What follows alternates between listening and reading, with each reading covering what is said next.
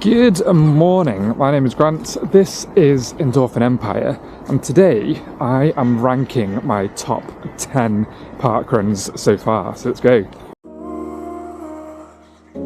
Now, the reason I'm doing this is because every time I do a parkrun now, people ask me, what's the best parkrun, what's your favourite parkrun, what's the quickest, what's the slowest, what's the hilliest, what's got the best cafe, you name it, questions here, there and everywhere. So I'm going to dive in and see what is the best parkrun. Now, don't shoot the messenger, I am just giving my opinion, and obviously my opinion is correct, so you are wrong. And I've done, I don't know how many courses, 85 courses now, maybe?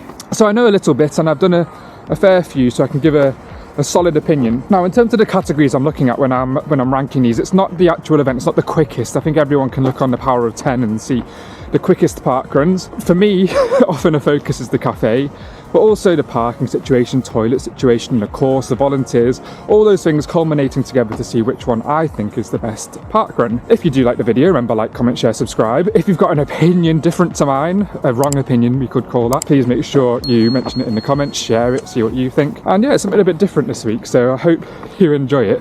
But without any further ado, let's head straight now into our number 10.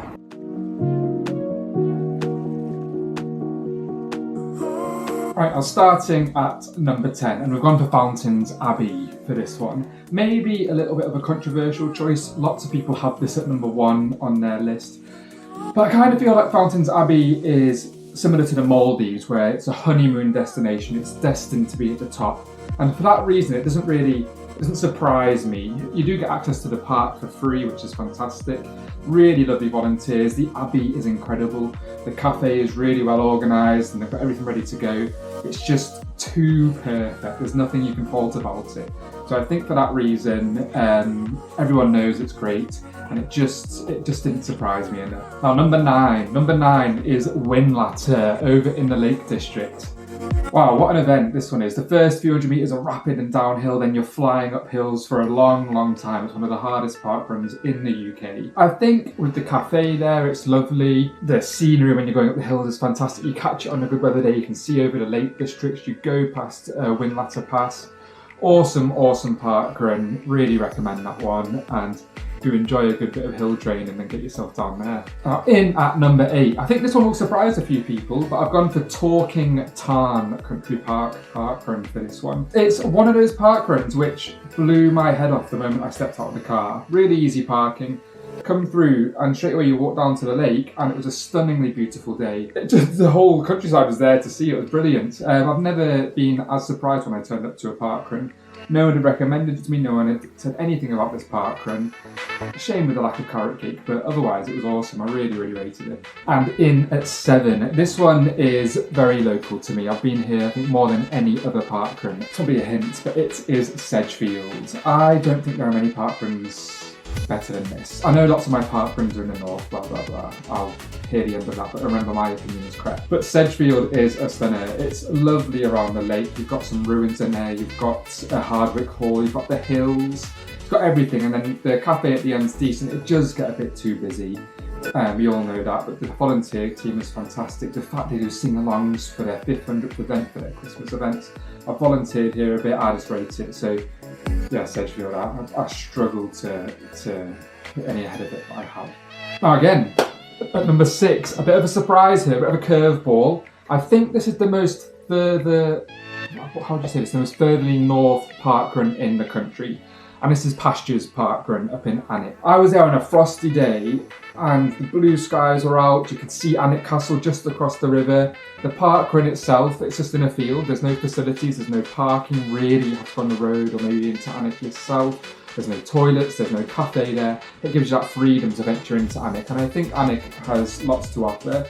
The fact you've got the castle, you've got the gardens where Harry Potter was filmed and climbing his broom. I just think there's quite a lot to see, and I think for a parkrun where you expect nothing, it does offer a lot. So again, that surprise element was there. So yeah, I really rated the Pastures Parkrun. In at number 5, halfway through the countdown now, and we're at Felfoot in the Lake District. What can I say? I was there for the winter course. The autumnal colours were awesome. Like, it couldn't have looked better. The course itself was a bit fiddly to get around, and it's definitely got no PB potential, like lots of the runs on this countdown. But I think it looks stunning. The bit down near the cafe, looking over the lake down there, looking over Windermere, was awesome.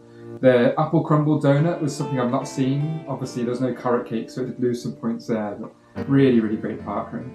Number 4, we are at Suaby, and this has a soft place in my heart. You're down near Bridlington on the Holderness coast, just a little bit further north of Hull. And I teach my students about this. I'm a teacher, I'm a geography teacher, and this coastline we teach our students about a lot. So I ventured over there, and I got there on a really sunny day. I was really lucky, I think, at lots of these events. And you get fantastic views of the coastline down there over the side of the cliff. You get to run through somebody manor house, I don't know if I can't remember what it's called now, and run through the gardens there, and it just looks awesome. It's really, really good. And the council put this event on because they wanted to attract people to the area, and they've certainly done that, and hopefully I can encourage people to go there as well. Okay, we're getting into crunch time now. We're in the top 3, and to kick off this top 3, I know everyone is getting excited. We are going for 3 at Dolby Forest. This is a gorgeous run. Really, really gorgeous. It's quite quick as well. There's a tiny little hill on the way back towards the finish, which you can just power up. But it's got 2 cafes for you to choose from, and that's not often you get to say that within the area. So if you can't get carrot cake at one, you go to the other and you can switch it up. Very conveniently placed toilets. It's got everything you need, the cafes, the parking, toilets, you name it, it's all there. There's a quick course, and on the way back along the flat bit where you're kind of curving along the trail path, I think it looks fantastic, and I'm sure you'll agree when you look at this video too. Now, number 2, and this one is international, so I do apologise to people who haven't done any international parkruns, but I can't shy away from this one. Mura de Luca in Italy, not too far from Pisa, is incredible, and I think anyone who's been there will agree with me on this. You get to run on the old city walls around the city of Lucca, and they are stunning, right? It's almost a perfect 5-kilometre loop. You have to do a little loop at the start to get going, but then once you're flying on this course, I went there in the middle of summer, it was roasting, but the locals were happy to talk to me. You can see from these images now, it doesn't really get better than this in terms of a parkrun. I did put it at number 2 purely because I wanted the British one to be at number 1, and I don't think you'll argue with me with my number 1 choice. But yeah, this parkrun is awesome, and if you get the chance to go to Italy and around this sort of part of Italy around Florence and Pisa, I'd definitely recommend putting the effort in to get here. And finally, number 1.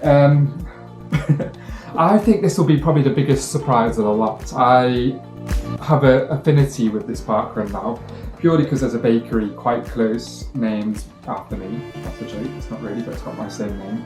And this is Tyne Green Parkrun, not too far from Newcastle at all. Absolutely stunning. This is the parkrun where the whole event kind of made it for me. You turn up, the parking's very convenient, you leave your bags at the finish, you walk down to the start line. Lots of people were there for this particular run because it was Great North Run Day, I think the day after. And it was lovely. The volunteers were great from the start. Someone's having conversations with me. We set off, there was a commentator volunteer. I don't even know if that's a particular role you can do within the volunteer group, but someone commentating on the runners. We flew down, it's an out and back, so nothing spectacular, but then a train driver went past because you run along a train track and he was beeping his horn, celebrating at us all. We came back, finished the parkrun, blah, blah, blah, lovely. And then we went to the little village or town of Corbridge, and down there they had Grant's Bakery. By far the best bakery I've been on so far on this parkrun journey. Lovely place to go, strongly recommend it. My running club will be there November 2025 if you want to get down there, I'll be there then. Then like the bookshops, the cafes, everything there, it's just perfect. I was so happy after that parkrun. It's like kind of what parkrun's all about. It's just so supportive. I hope you guys agree, I hope you get the chance to go there because I think you will agree with me on that. There we go, so I hope you enjoyed that. Maybe controversial, maybe not, maybe you've got a different opinion. Some might call that a wrong opinion, like I said at the start of the video, but here we are. Like I said, please remember to like, comment, share, subscribe. It does mean a lot to me, and especially on a video like this where I've put a bit more effort into it, I feel. And it's something a bit different. I am wary of the fact I need to navigate away from maybe doing parkrun reviews a little bit. There's only so many parkruns I can do, I'm a busy person. If you enjoy it, that's fantastic, and I will start doing a few other bits and pieces. I will be going to different parkruns, doing reviews still. But yeah, just this week, something a bit different. I am resting my hip because the injury just doesn't seem to be disappearing. As always, remember, one parkrun won't make you fit, one pizza won't make you fat. Just get out there, as this video proves, get to one of these parkruns, enjoy your running, and I'll see you next time. Ciao.